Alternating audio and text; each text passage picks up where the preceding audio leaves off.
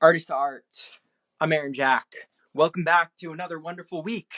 We're going to have Gina Julian on here. So I'm Aaron Jack at Aaron Jack Line Art. You can find me here Tuesdays and then Thursdays over at Freedom Tapestry Project. And we're going to get Gina. So welcome one, welcome all, welcome here, welcome there, and the now. Hey. Hey. How you doing? I'm great. How are you? I'm well. Good.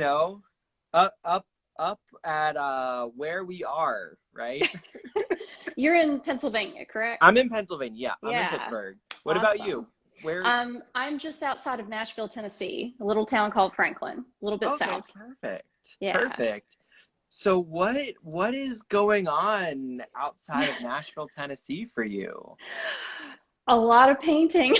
A whole lot of painting, which I'm grateful for. So, yeah, it's been a busy year and it's been a good year.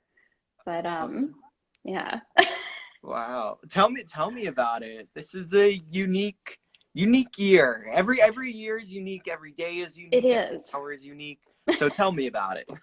Well, I would say I stay pretty busy most of the time, but when lockdown happened in March, I thought I had sold my last painting, which I think a lot of artists felt that way. And a couple of weeks went by and it was crickets because no one was sure what the heck was going on. And I think that when lockdown went past 2 weeks, I started to get inquiries again, and people were realizing that they were going to be in their homes a lot longer than they had originally thought. And so that was the start of a really busy year that I'm grateful for.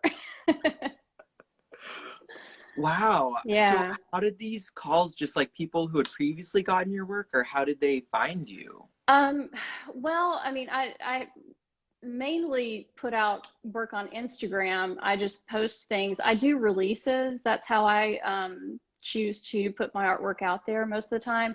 And I do a small works release and then I do a large works release. And so that way, you know that if you're going for this release, you set your timer, your alarm, and it's going to be all these paintings that are a certain size. You don't have to guess. And the same thing with the large ones. And anything that's 36 by 36 and up goes in my large works releases.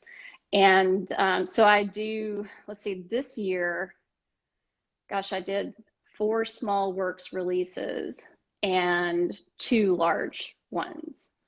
So it's been a busy year. Wow. Yeah. Wow. How do Yeah. you schedule a release? Are you just like, oh, like this time? Or are you like, I'm gonna make this body of work? Or how are you exploring that? Well, it tends to go with how much time I have coupled with what's going on in the world. If there are holidays, if I know that people are going to be traveling at certain times, I don't, generally schedule a release for when everyone's on holiday. So yeah, I kind of work around that. And how much work is in the release depends on how much time I've had to paint for it. And I also do commissions in between that. So I do have a contact form on my website. People can get in touch with me and say, hey, I'm looking for something special. And I'll work with them and pick out specific colors for them. I work a lot with interior designers as well. And so I get sent a lot of, wallpaper and fabrics and stuff like that. So it's a Wow. fun process.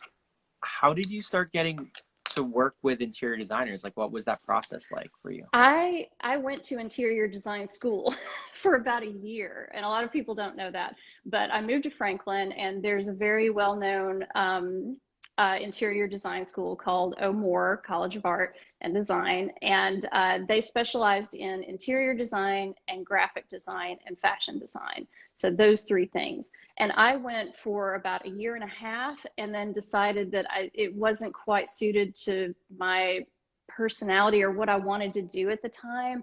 And so I just thought, well, I don't really want to do this. So I learned all the basics and the technical skills, and then just decided to leave. So still have my love of decorating, of course, and I think that artwork fits in perfectly with that. So it all kind of rolled in together. And, you know, for my first release, as a matter of fact, I took my paintings to my classmates' homes, and because they had wonderful homes because they were in the interior design program.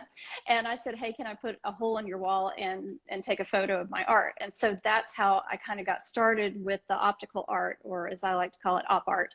And you know, one of my friends has a very modern home. One of my friends had a very traditional home.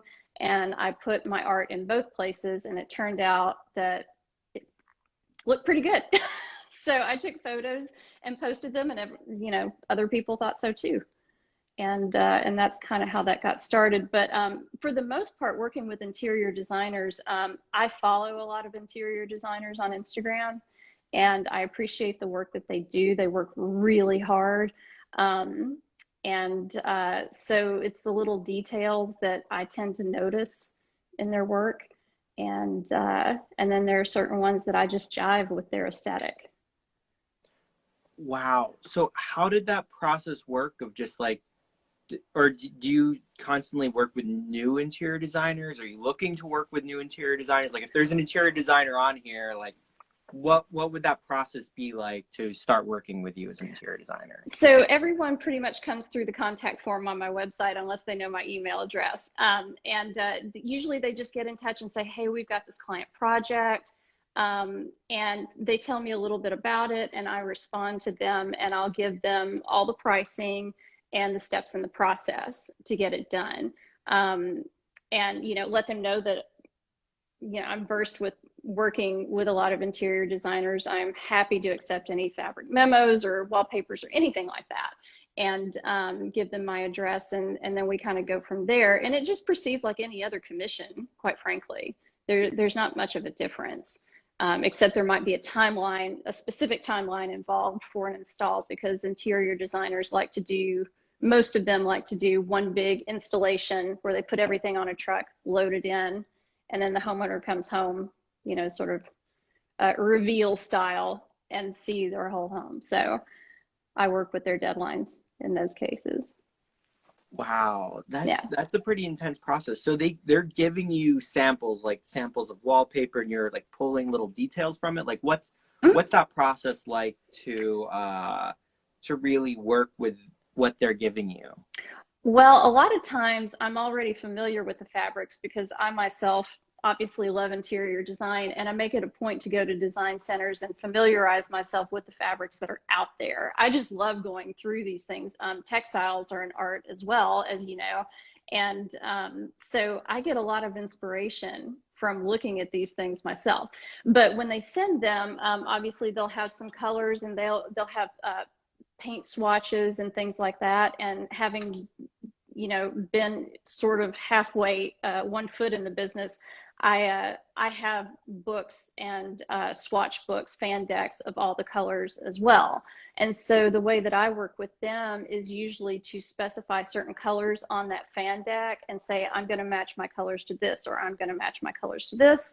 And they've got a visual representation right there in front of them, and they can see exactly what color I'm going for. So it kind of crosses that, it takes care of that uncertainty, you know, when it comes to what color are you going to give me. And of course, screens and photos don't quite capture it sometimes, and especially subtle undertones and things like that. So I find that using a swatch book or a fan deck or something like that helps with the trust. Interesting. So how are you going about matching their exact colors? Because that seems to be like an essential part for you of working with interior designers, is how do you match the exact colors? It's funny you should ask. Yeah. Because I mix them, and then I do one of these for them. And I photograph this and I send it to them, or I can mail it to them if they really wanted it, you know, in front of them. But I basically line up how all their colors are going to look in their stripes. And you know, so you have to be a master mixer. You got to really know how to mix color. And I like to think I've perfected that over the years. I've done a little mixing, as I'm sure all artists have. So Wow. So how are you getting that like exactness and reproducibility of the exact colors and then like the drying? Because you're not, you're doing this wet and then you're also seeing it dried and yeah, yeah, that's a challenge because it always dries darker because I'm in acrylics. So yeah, that is a challenge. So you just have to work around that. You have to know that whatever color you're going for, it's probably going to dry it, just one shade, one tint darker than what you've mixed. So you really have to develop an eye for that. wow. How did Yeah. you begin to know like that's what you wanted to do with your work is to match these swatch samples as like a way to like have that conversation? Honestly, it one of my strong suits, I think, is, and this really has nothing to do with art. I am really good at figuring out systems and processes, and I'm very much left brain and right brain, and I love precision, and I'm analytical in a lot of ways, and you can see that in my art, and then I have the love of color, and so it's I think that the two blended together really is what leads me to be able to mix these colors the way that I do. Um, and I took a painting course a long time ago from a friend of mine. Her name is Melanie Morris, and she did a painting class, and it really, uh, I'm not formally trained in art, but I have taken a few classes, and she taught the art of mixing color to get specifically what you want. And it's just you know that's been a good foundation for me over the years. Wow, that sounds like an amazing foundation to Yeah. the art of mixing color. One Mm-hmm. second, I'm gonna get my cord to plug in my phone. Always a thing with so many of these electronics. So how do you work with electronics beyond that? Like you're sending off the swatches and Mm-hmm. the color matching of the monitors, I guess, is like a thing for you. How are you like going Well, about all this communications and so I'm colors and always contacted through email, and I primarily work through email. I don't have a lot of phone calls or video conferences or anything like that, because the swatches that I send, um, do all the talking for me, which is one of the easiest things, and because I can send all the photos in the world. Um, but I think, working on the computer I'm formerly a graphic designer. So it's like breathing to me. So everything gets worked out on the computer when I do a commission. And really, when I start anything, it all gets worked out on the computer. Sometimes ideas start on a piece of paper, I'll draw a shape or something like that. And then I'll sit down at night and work on the computer because that's really the best time for me when I don't have any daylight to paint anymore. And that's the best use of, the evening time when you're sitting down to eat dinner and watch TV. Do a little computer work. So that's when things get hashed out on the computer, and then mock-ups are sent to my clients. wow, that's so cool. Yeah. uh do you want to tell us just a little bit more about like how you got into this kind of like you like graphic design and you're talking about this color theory, like a Mm-hmm. little bit more about how you kind of maybe came to this style of yours? Yeah, so the whole process has been really organic, I should say. It's just been a natural progression throughout most of my life. I took commercial art when I was in high school, and we had fine art and we had commercial art. And of course, I thought, well, commercial art, that makes money. So I'm going to take that. And while I was in that class, the teacher didn't really teach commercial art. He was actually a portrait artist and an illustrator. So he didn't know any modern commercial art techniques, but luckily there was a senior who was in the classroom, and he taught me to typeset on an old Tandy computer. And he said, before I leave, I'm going to teach someone to do it. So I'm going to pass this on to you, and hopefully you can pass this on to someone else. So I learned to typeset in all this PageMaker long, long time ago. And I started doing all of the programs and things for my high school, for the plays and events and stuff like that. And we had a printing department as well. So we had a nice vocational wing where I went to high school. And I would take my typeset program, take it over to the printing department, and you know, they would produce my work. And I swear, if I had had any idea that I could have made money, I mean, there I was, like 15, 16 years old, and you know, so later I went to college, and it was between art and science because I loved both. So I got a scholarship, and it was a working scholarship, and it was kind of a toss up. So I decided in the end, well, first I decided art, and I got a job in the slide library in the art department. But then I changed my mind and decided to go pre-med. And so I worked in the slide library, and I got sort of a little bit of an art education from that.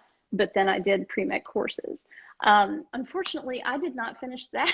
I went 3 years, and then decided to leave. I got married really young, and then I ended up with a mortgage and had to pay the bills, and I got a job typesetting. So I had 2 part-time jobs, and I worked for a catalog, taking catalog orders, and then I typeset at night on the second shift. Took catalog orders, third shift. So in typesetting, all I had was my PageMaker experience. That was it. And that's what got me the job. And then after that, you know, they had Illustrator, they had Photoshop. I knew nothing of either one of those. And so I had to teach myself. So I cracked a book and got busy.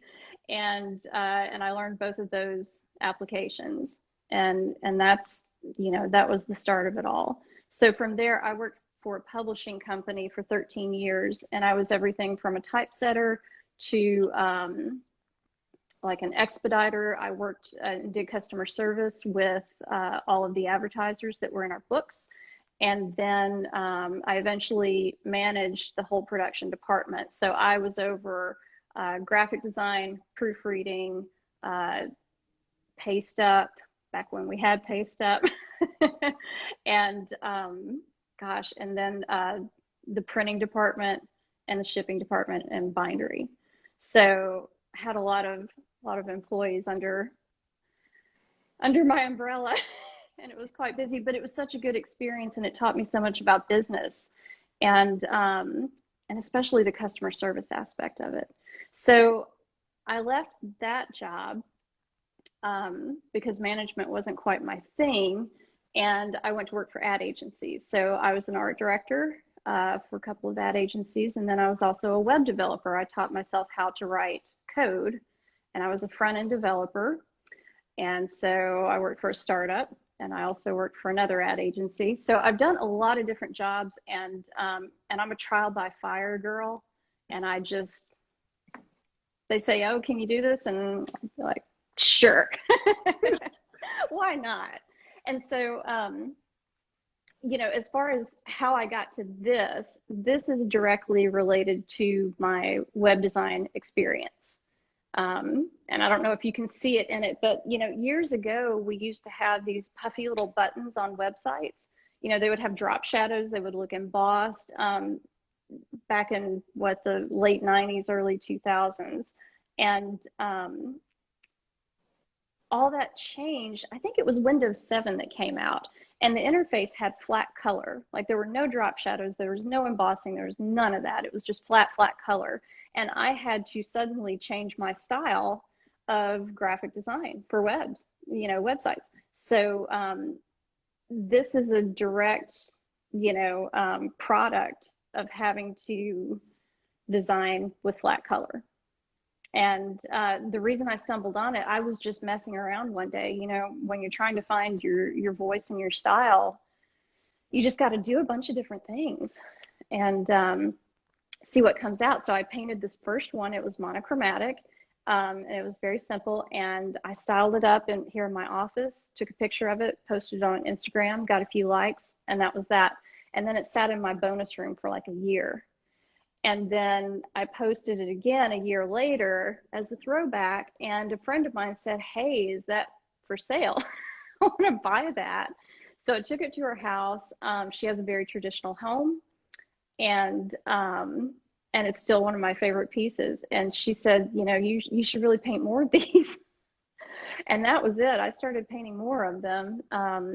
I painted one for a bedroom that I designed for a show house, and a photo of it landed on domino.com and sold in like 5 minutes. I couldn't believe it.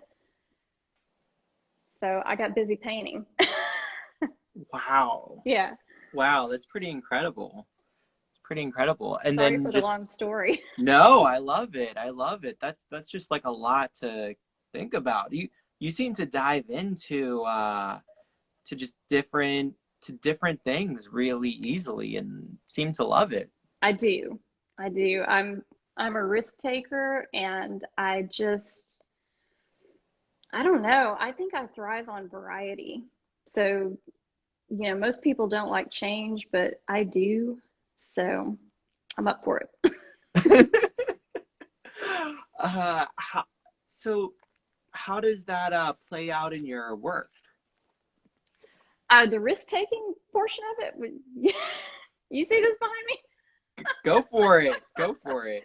You know, I think that the colors that I use are bold most of the time. I do some subtle color combinations every once in a while, but for the most part, they're bold.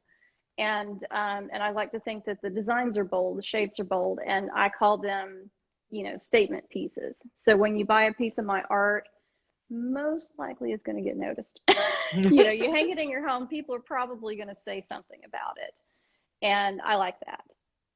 So, and you look at it and you either love it or you hate it. And there's usually no in between. And I'm okay with that. That's So that's awesome. how that plays out. That's awesome. Love it, hate it. It's a statement. Yeah, exactly. Yeah. Wow. So how are you in your studio right now, or? I am in my office. My studio is currently being purged and cleaned. So it's in a state of disarray, but my studio, most people would be surprised to hear that my studio is only a 7 foot by 9 foot room. It's a porch, actually, that was not being used, and we couldn't figure out a good use for it. And so it's brick on 3 sides, and then the fourth side was just screens. So we installed windows where the screens were and windowed it in. So the nice thing about it is that it gets lots of good natural light, tons of natural light. The bad news is that it's 7 foot by 9 foot. So that's the next upgrade. A couple more pieces, Sal. We're working on a bigger place right now. Okay. So okay. Well, it's good to know for all the collectors out there. You'll soon be able to get larger pieces. Oh my gosh. Yeah, I just can't wait to be able to pack and ship something without dodging a light fixture, you know? Because actually I pack and ship right here on my desk. Wow. Awesome. Yeah. How do you package and ship for anybody who's looking to do more package and shipping? So I have my boxes custom made. This kind of goes back to the publishing days when I was you know, working as a production director. We had our boxes made for our books because I had to run a bindery and a shipping, you know, department. So I contacted the same, you know, box maker and said, hey, I've got some paintings that I need to ship. And I actually took, you know, my most frequently purchased size, which is a 36 by 36. I took it down to their offices and said, can you make a box that will allow for this much padding? And I need it to be this thick. Because what ends up happening is that if you buy them from Uline or some other, you know, excuse the pun, big box, you know, manufacturer, then you get a box that's too thick. You end up using a ton more shipping material and padding, which you probably don't need. And again, it boils down to one of those systems and processes that I've figured out. I really like figuring these things out. So it's not just the art part, but it's the business part of it. So this not only, you know, helped with less packaging, but it got my shipping costs down about $100 a box. And that's significant because people don't want to pay. You know, a lot of artists starting out, they have trouble because the shipping is almost the cost of the painting. And I couldn't deal with that. So I had to figure out a way around it. And that's how I did it. Wow. So working with a custom box maker, you like send him you send them the dimensions, and then you're like, make me the box of my dreams. Yes. Yeah, pretty much. I spec the size, I spec the thickness of it. And so now here's the catch. When you do something like that, you have to order in bulk. It's not cheap. You got to spend money to make money, and that's another business thing, you know. So I have to invest in a lot of shipping materials up front in order to keep my shipping costs down. And I think people appreciate it. Hopefully they do. So, and hopefully the environment appreciates it because I don't use a ton of bubble wrap anymore. Right. All right. So basically the card, could you go through like the system of like what it is? Yeah. Let me see. I don't have one in here, but basically it's 2 cardboard sheets that have been cut and scored to the size that I need it. So imagine, I guess my boxes for 36 by 36 would look like a pizza box where it has a lid and a tray, right? And so when these are delivered to me, they're 2 flat sheets of cardboard and they're scored. So I have to, you know, bend them, tape the sides, and make, you know, the box shape, sort of like a Christmas present, you know. And then from there, I use what's called pipe jacket or pipe insulation as padding around the sides instead of bubble wrap, because I find that it more appropriately protects the edges of my painting. And I don't think I've had any damages since I've been using it. So I got the idea from another artist friend of mine down in Atlanta who does, her name is Angela Blem, and she does wood sculpture type art, wood cutouts and assemblage. And I asked her, you know, how the heck are you shipping those suckers? And she said, I'm using pool noodles, which I thought was great. It was genius.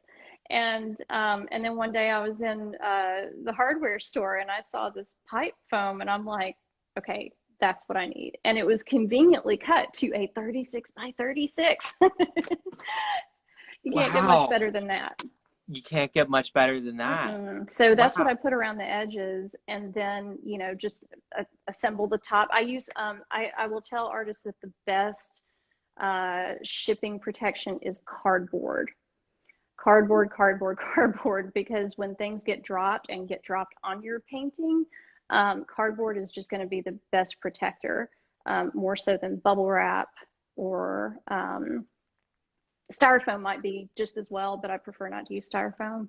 So, but yeah, I usually insulate with another sheet of cardboard in the top and bottom of my box. Wow. So you have more like giant cutout sheets of cardboard. So it's like double cardboard. Yeah, here we go. Interesting. I do have one here. Wow. So my bonus room is filled with sheets of cardboard. And wow. Yeah, it's not glamorous.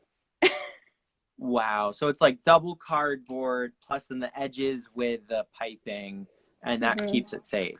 Yes. So for anybody out there, I know we have a question or two and we will get to it in a second. Okay. From Danielle. We're going to get to your question in a second. So any questions, make sure to invite your friends and ask some questions too. So we'll get to the questions in a moment. Make sure to invite the friends there with the little airplane icon. So for anybody out there trying to work with interior designers, what are some good, maybe, because we have a lot of artists who come on here and watch, what are some maybe good tips or ideas or ways to start working with interior designers, and like ways to keep those relationships healthy? I will tell you that I've never been big on selling my work to interior designers. In fact, I'm not really big on selling my work to anyone. I make it and I put it out there, and I hope that I form relationships with people who are on the same wavelength as me, if that makes any sense. So I don't actually I don't email interior designers. I don't seek out clients, if that makes any sense. I think, again, the best relationships and the best way to put out art, I think, is organically.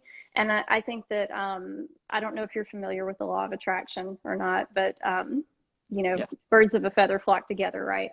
And so I naturally love interior design. I am enamored by it.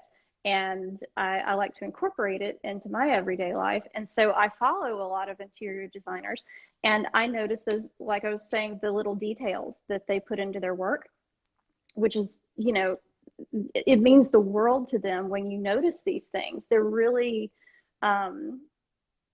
they're just special little touches that make your life better, like art, And so I follow a lot of them, and I would comment. I would make a thoughtful comment on their work about what I loved about it. And so, I think that if you're an artist and you want to work with more interior designers, get into their world a little bit. Learn some of the lingo, for one thing. Get familiar with some of the fabrics, maybe, and the textiles that they use, and form relationships with them. They're looking for people that love them. I mean, they're artists as well, when you think about it, and they appreciate it when you notice the details in their work. So that would be my number one tip. Trying to think if there's anything else though.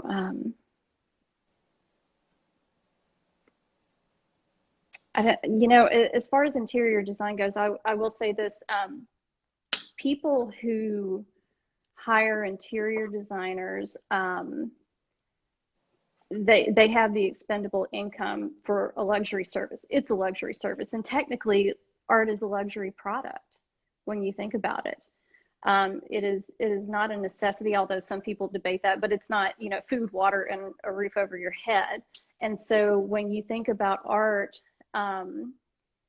if you don't think about it as a luxury product, you may not reach people who are looking for luxury products. So it might be good to put your own art into that context, if that makes any sense. For instance, when I took my art to my friends' houses, they had really nice houses, much better than mine. And I put my art into that context. And I think that that most any art in the right context can just look spectacular, because art doesn't live in a vacuum. It lives with people in places, in their homes, in offices, So I think putting it in context is really important. And if you are trying to show a designer, or anyone really, what it's like to live with your art, then show them what it's like to live with your art.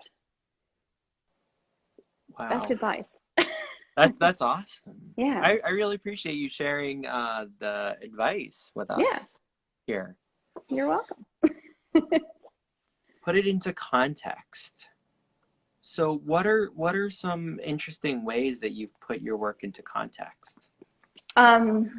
So I have, well, I mean, you can look through my feed and see all the different places. Like, we call it in situ photos or in situation. I'm sure most artists are familiar with it, but you want to show the art, in a real life situation. So, over the fireplace, here it is behind me in my office. I've got several photos of, me sitting at my desk with the art behind me. Do you know how many people are buying art for Zoom backgrounds right now? I mean, think about it.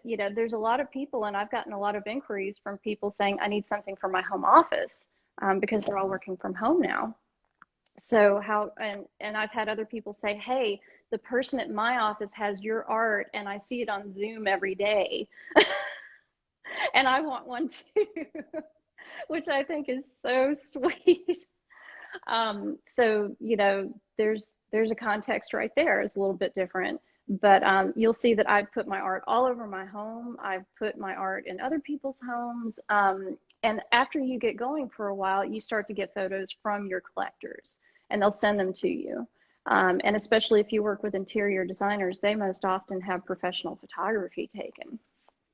And good Lord, that's worth $1 million right there. You know, to have your art in a beautiful home with a professional photo doesn't get better.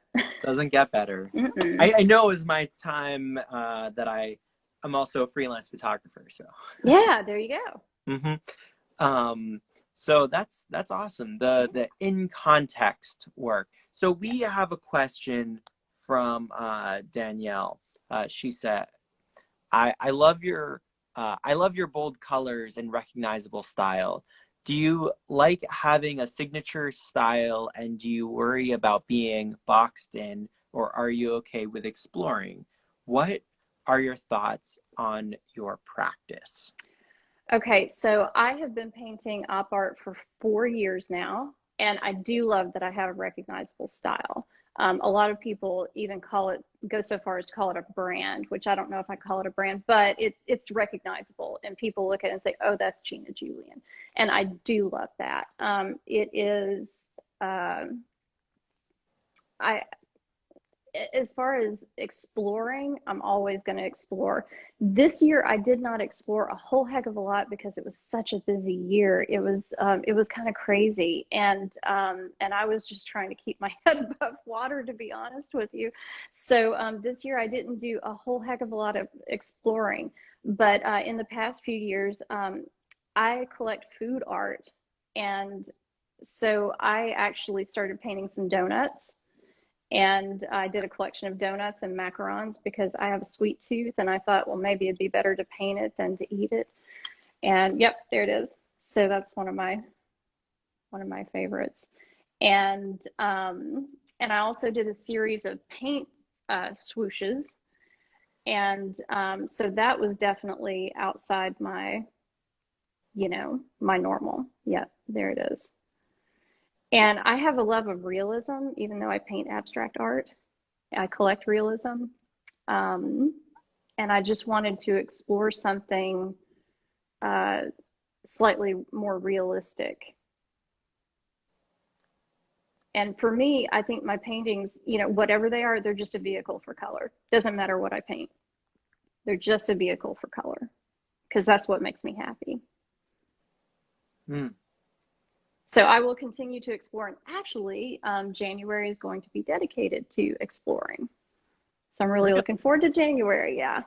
Wow. Which is one of the reasons why the studio is getting purged and cleaned and getting ready for a new setup.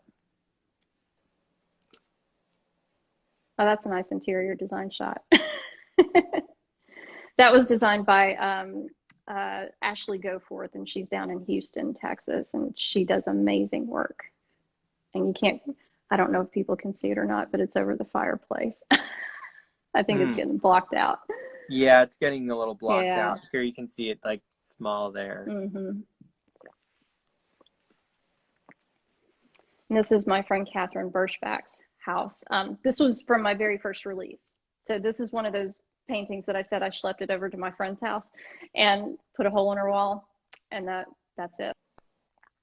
I love her style. She's an amazing designer. She's got a really good sense of color. Wow.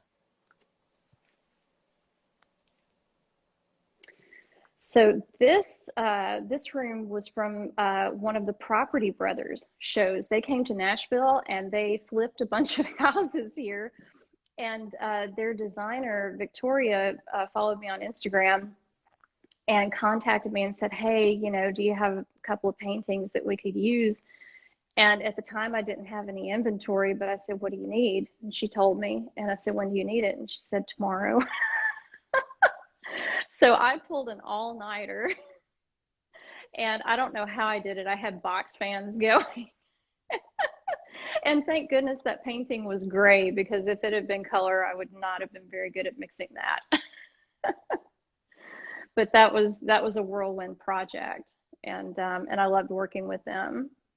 The Property Brothers, they're a great couple of guys. They're real sweethearts. Mm.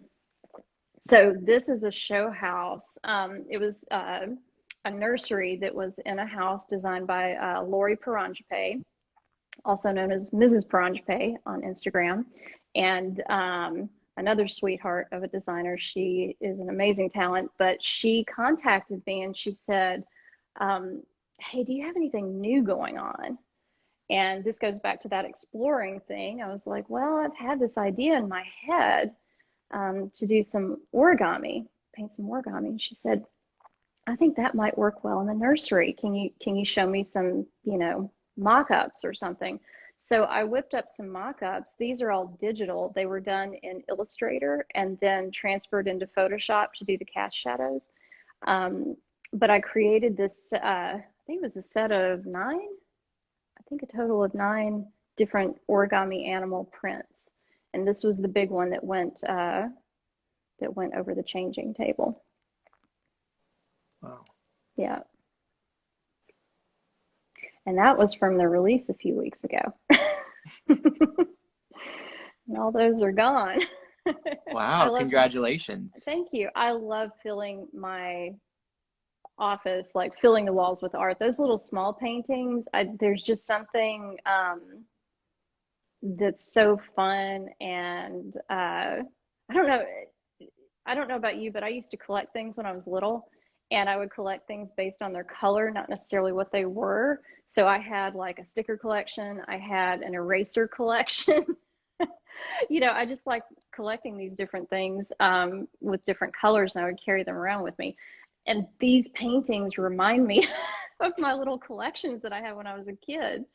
They're just so much fun. So when I get them done and I hang them on the wall, they're like little pieces of candy. Wow. Little pieces of candy to put in a little collection. Yep. I like that. Thanks. I like that. Do you want to tell me a little bit more about this, like how you do these small releases and what goes into that? Well, usually I do a small release every 2 or 3 months, and I actually don't paint them in my studio. I paint them on my dining room table because they're so much smaller.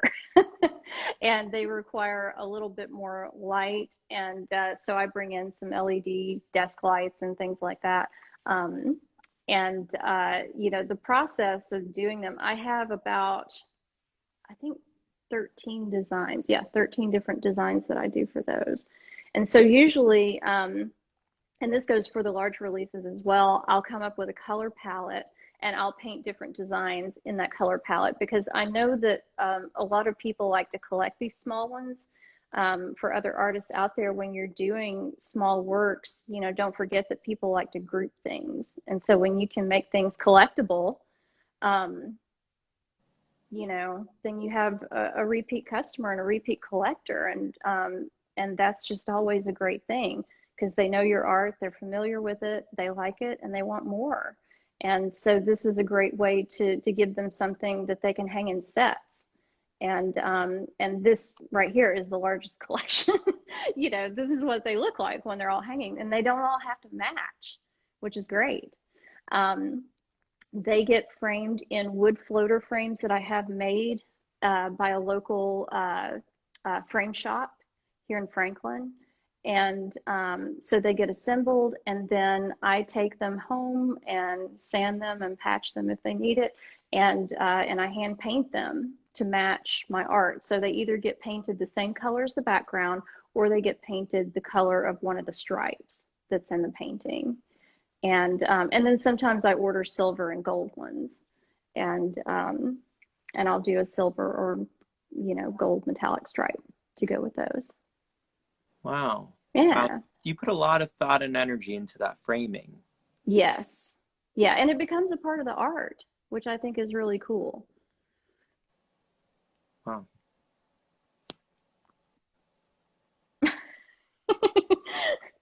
That's probably a better way to show it. That's my dog, Eric.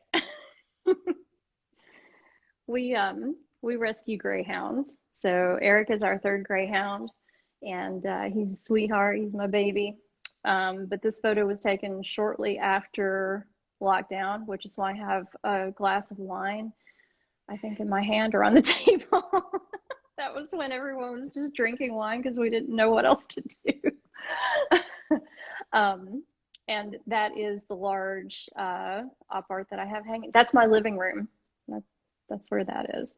So again, one of those situational photos where you see it in context. Wow. Yeah. And that's my office. All right, so you're in there right now. You have work all around you? No, it's all gone. It's all gone. I have a few pieces upstairs. But yeah, for the most part, when I do a release, they generally, most of them sell. So every small works release that I had this year sold out. The fastest one was, I think, 64 paintings that sold out in about 2 hours. It was crazy. It was absolutely nuts. I've cried a few times after releases because I just couldn't believe it.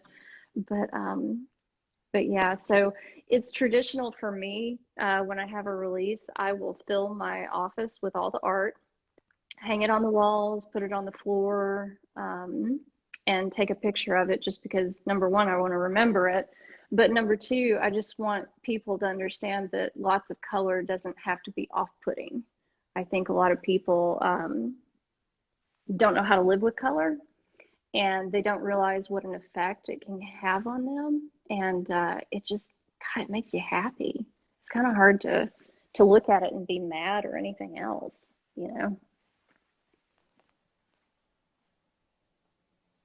And that's some of my small works.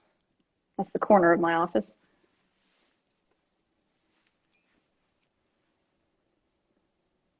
That is a diptych. Yeah, that's one of my favorite diptychs. One of the first diptychs, actually, that I ever painted. Boy, that was hard.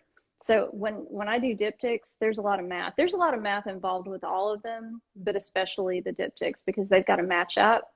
And you also have to calculate, you know, when there's a gap. So you have to offset the lines because when you gap them, they don't meet up anymore, visually speaking. So so it's a trick. Wow. So you're playing with that ahead of time and Yes. knowing. Yeah. Okay. Yeah, and I usually tell the client, hey, this needs to hang 3 inches from the other one. Right. That's how specific and analytical I get.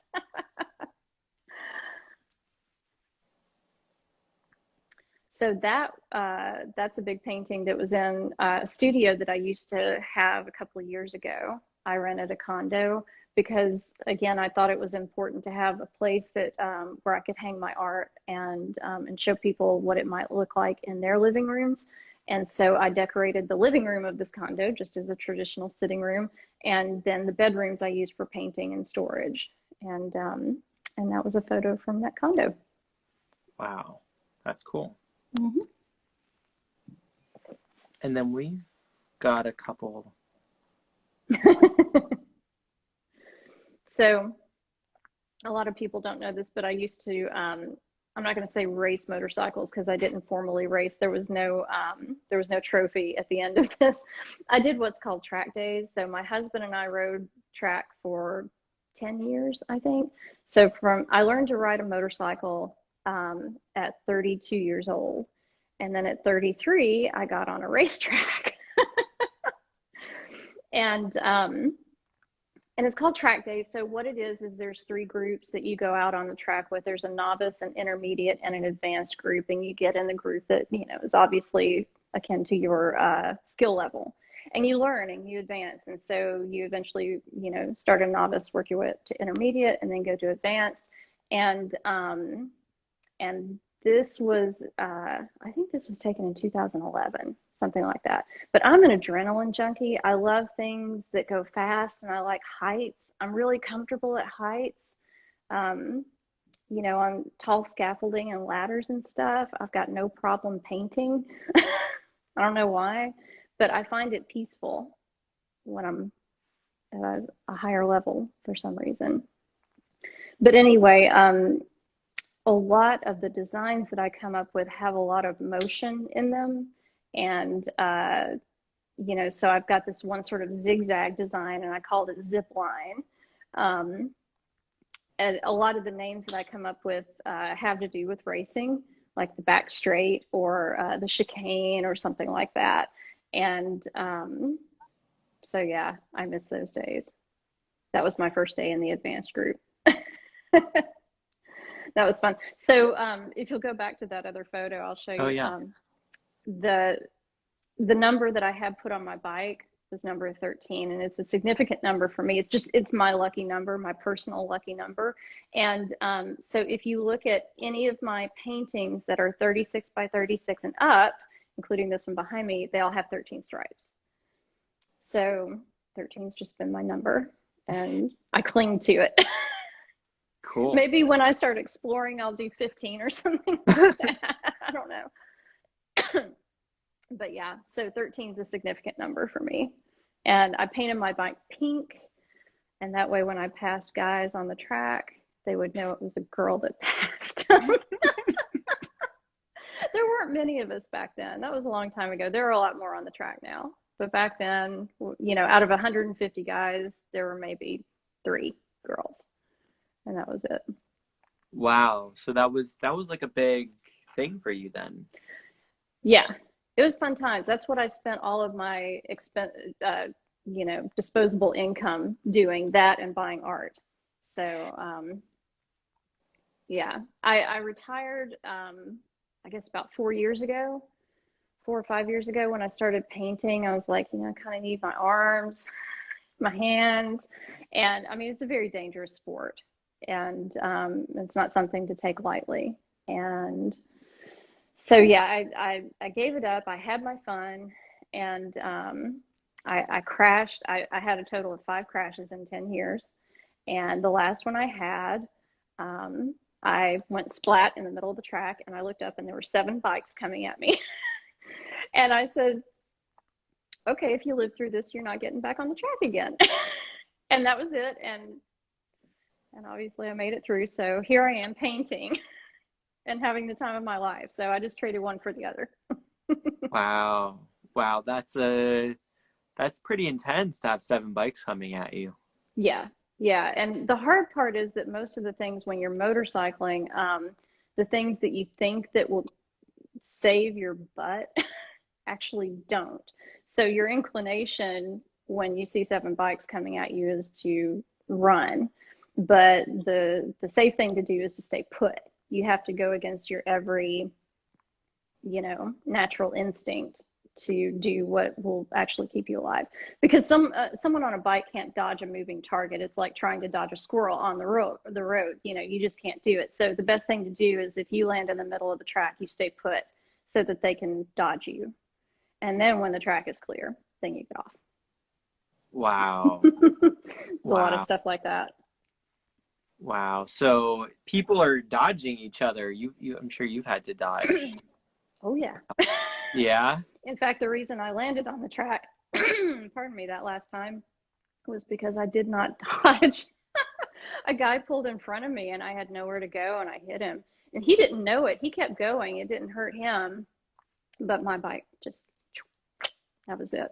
So I broke my shoulder blade in a couple of places. That was probably my worst crash. And yeah, that was not fun. The recovery from that was not fun. There was no surgery for it. There was nothing I could do to fix it. And it was, it was just a painful injury. Not one that I care to repeat. But crashing in general isn't bad. It's not as bad as what people think. You're in full gear. You're in the protective gear. So the protective gear keeps you safe. Staying put keeps you safe when other people are going by.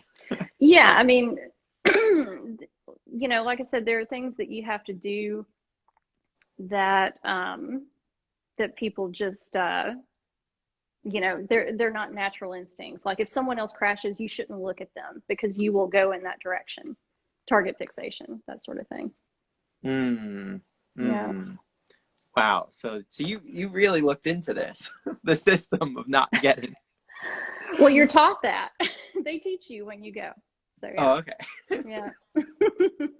What's one thing that Lucky you? 13. Yeah. Sarah. Thank you, Sarah. Really enjoyed it. Yeah, make sure if you're not following either one of us, make sure to go up and follow us and follow us whenever now is. Follow whoever you're not following. There you go. Yeah, there we go. There we go. So where can everybody find you? Well, here on Instagram, I'm Gina_Julian. And then my website is just my name, ginajulian.com. And I usually put my release dates on my website, and I have a contact form, and I'm And a here all week. newsletter? I send out newsletters only when I do releases, and I may have some news. I mean, there's just been nothing new to share except that, hey, I'm making art. I'm not, I don't wax poetic about what I do like a lot of other people do. I just, I'm a no bones kind of girl. I just say, hey, I'm only going to bug you when I've got something to tell you. And we're going to be moving next year, so I will have some things coming up. I'm going to do a studio clean out, which obviously is already in progress, but I'm going to be selling a lot of older works that I'm not taking with me, things like that. So I will be putting out newsletters about that. Cool. Yeah. Cool. Do you know where, are you staying in the same city? You're moving? We are moving about 30 minutes away. It's technically a different city. It's called Nolensville. But we are building a house that has a basement so that I can work. And I won't have to, stare at my dining room table all day covered with canvases. It'll be good. Cool. It'll be good. Cool. Yeah. Well, thank you so much. Would you Thank you. Would you like to leave us with some words of inspiration, something, anything that you'd like to share with the world? I think, the one thing that I tell other artists, if you're an artist and you're watching this, is to really enjoy your art and collect art yourself, no matter what level you're at in your collecting ability. So, because there's all sorts of budgets out there. But I think that if you find value in what you make and in what you buy, you'll also find value in what you make. Because if you want to make a living at it, I think it's important that you understand that it's worth something. And I myself collect art. I love living with art, and that's something that I'll probably do pretty soon, is get on Instagram and share my art collection with everyone. I just love living with it. It's awesome. I don't buy shoes or clothes. I just buy art. Amazing. Yeah. Amazing. I understand that. Just yeah. Art all around. Yep. I ran out of walls, so I'm having to build a house, right? I understand. That's the real story. Yep. Well, thank you so much. Thank you, Aaron. I appreciate it. It's been good talking to you. Yeah, thank you. Thank you for joining us. Thank you, everybody, for watching. I really appreciate you out there watching. Yep. So, all right. All right. Next time. Next Bye. time. All right. All right. Thank you, everybody, for watching. I really appreciate you hanging out with us. I'm Aaron Jack. You can find me at Aaron Jack Line Art. Tuesdays, I'm here every Tuesday afternoon Eastern, so whenever that is for you. And then Thursday at 12 p.m. Eastern is the normal time on Freedom Tapestry Project, and that's 9 a.m. PST, 5 p.m. GMT, so it's Thursdays at Freedom Tapestry Project. I'm at Aaron Jack Line Art. Please go and follow and comment after this is posted. When this is posted in a moment, please make sure to go comment, follow, like, save for later inspiration. That's always a good thing. And check out my recent work. So thank you for following today, and I hope you have a wonderful week. So thank you. Thank you.